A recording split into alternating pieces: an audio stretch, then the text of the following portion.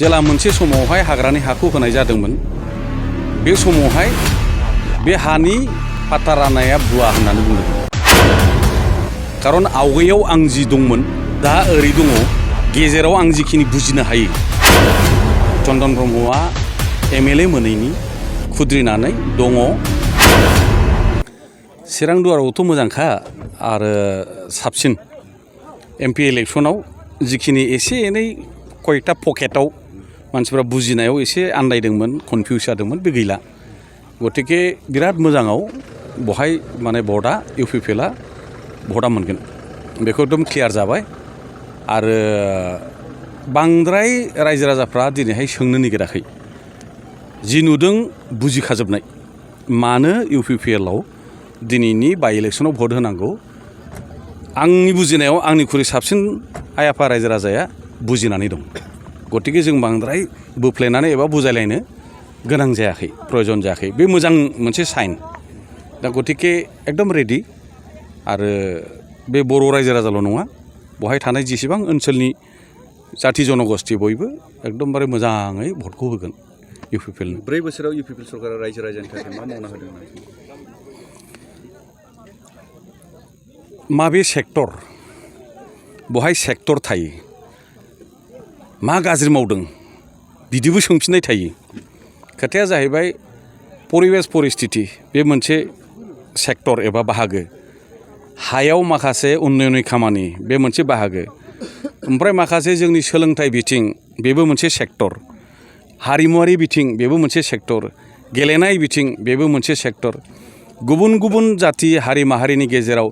मोजां सुसम्पर्क खालामनाय बेबो मोनसे बाहागो बेबो मोनसे सेक्टर दा फंसे मा गाज्रि मा मोजां होनोब्ला फंसे बिनि सोंनायनि फिननायाव हयथ' मोनसे जवाबजों बियो क्लियार जानाय नङा मोनसे फिननायजों जानाय नङा आङो फंसे रावै बेखौल' बुंगोन जथेस्थ' मोजां खामानि मावदों आरो सेस्थायाव दङ मोननै खोथा मावनो इच्छा गैखाया बे खोथाया मोजां नङा इच्छा दं माखासे सम परिबेसनि थाखाय हयथ' माखासे खामानिया स्ल' जादों बहाय हयथ' रायजो राजाफ्रा बयबो बुजियो खिन्थु इच्छायानो गैया नायसनथारा बेथ' खोथाया गाज्रि दा गतिके इन्टेनसन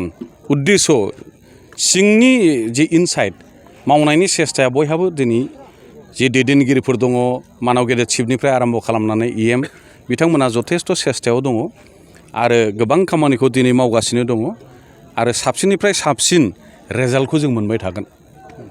हा पाट्टा राननायखौ बिटिआर सरकारनि हा पाट्टा राननायखौ भुवा बा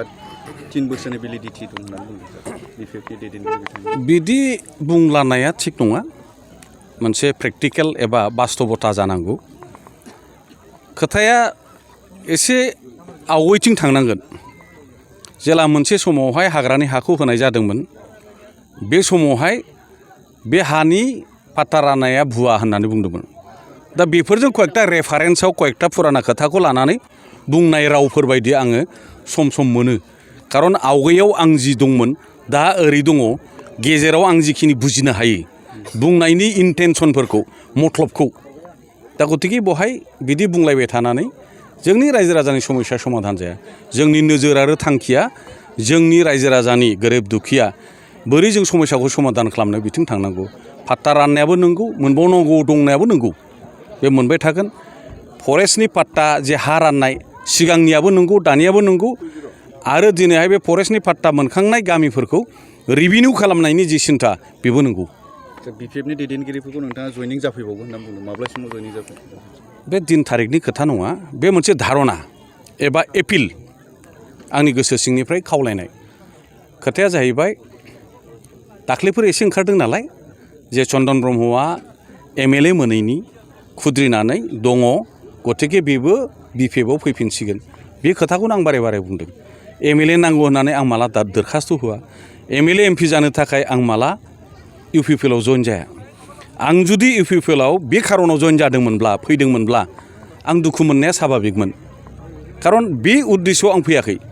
खौसेथि थालायनानै गसङाब्ला जों गोग्लैगोन खौसेथि थायोब्ला जोङो गसंथानानै थानो हागोन बड'फानि जि बोसोन बे खारनावसो आंजों लोगोसे हाजार हाजार जोङो दिनैहाय जगदान होनानै थांनाय MP इलेक्शनाव ज' ज' जाजाय जोङो देरहानाय आरो अदूर भबिष्यतआव जोंनि जाथिनि खौसेथिखौ मिजिं थिनानैसो जों दिनैहाय ज' ज' खामानि मावदों आरो दिनैहाय थांफिननायनि खोथा गैया बेक्तिगत सार्थनि थाखाय सानोब्ला गोसोआव दुरबल जायो आरो आघात मोनो बेक्तिगत पावार पलिटिक्सनि थाखाय आं जितु इउपिपिएलआव फैयाखै गतिके आंनाव आघातबो गैया दुखु मोननायबो गैया आङो एकदम हासि खुसि फुर्ति मोजाङै दिनै इउपिपिएलआव केम्पेइन खालामबाय थादों सार रिजनेल सेन्टिमेन्ट गैया होननानै बुंदों इउपिपिएल दोलोखौ गुबुन गुबुन दोलोनि दैदेनगिरि बिथांमोन सोर मा बुंदों आं बेखौ मिथिया मा नोजोरजों बुंदों माखौ नायनानै बुंदों आरो बुंग्राफ्रा रिजनेल फिलिं रिजनेल सेन्टिमेन्टआ माखौ होनो जाय बुंदों बिथाङा बिनि एक्सप्लेनेसन इनसाइड इन डेप्थ गोथौथिखौ मा बुजियो बेनाव सोंग्रोनांगोन